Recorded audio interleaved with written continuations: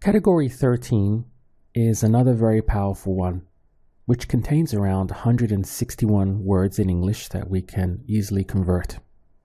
So these are words ending in IVE, such as the word negative.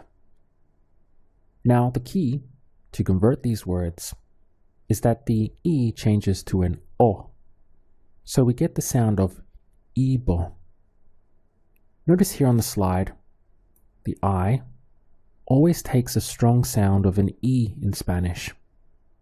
And then we have the V, which tends to, but not always, take the sound of a B.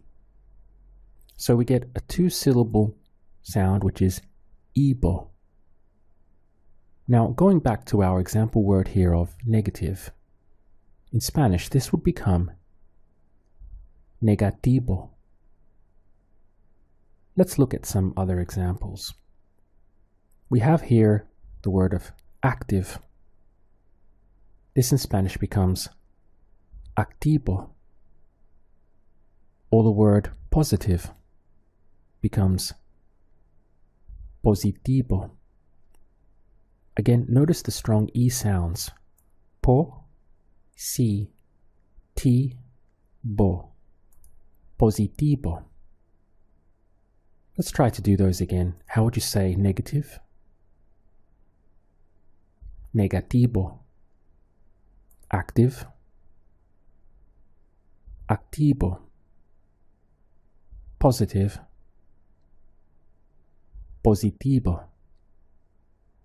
Let's look at a harder one now. We have the word here of compulsive. Try to say it in Spanish. Compulsivo. As we know, Spanish loves to agree. So the word for compulsive could be either compulsivo or compulsiva, depending on whether or not the noun you were describing was classified as masculine or feminine in Spanish. So you have these two options, a choice to make: compulsivo, compulsiva. For example, how would you say, he's very compulsive? Es muy compulsivo. Here ending in o because we are referring to him. Now on the other hand, we could say, she's very compulsive. How would you say that? Es muy compulsiva. If we wanted to include the pronouns to make it explicitly clear, we would get here on this one slide, él es muy compulsivo, whereas ella es muy compulsiva. Another word in this category is attractive. How might you say that in Spanish? Atractivo. Of course, this could also take the sound of atractiva. For example, let's say that we wanted to express that Anna is attractive. How would you say it? Ana es atractiva. Let's go on to some more harder ones. Here we have the word in English of destructive. Try to say that in Spanish. Destructivo. Repulsive. Repulsivo. Exclusive. Exclusivo. Let's practice some more agreement in Spanish.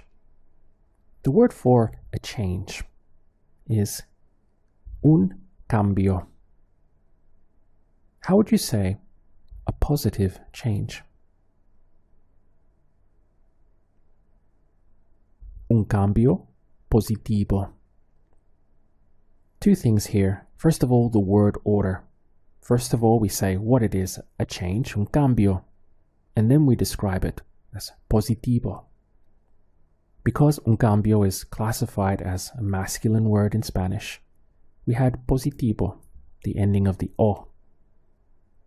Now, on the other hand, the word for a person in Spanish is una persona. So this is classified as a feminine noun, una persona. So how would you say a positive person? Una persona positiva. Taking those on one slide, you can again see agreement in action in Spanish. Un cambio positivo, una persona positiva. Some of the words in this category were a little bit tricky, so if you had any trouble at all, I would recommend that you redo this lesson one more time.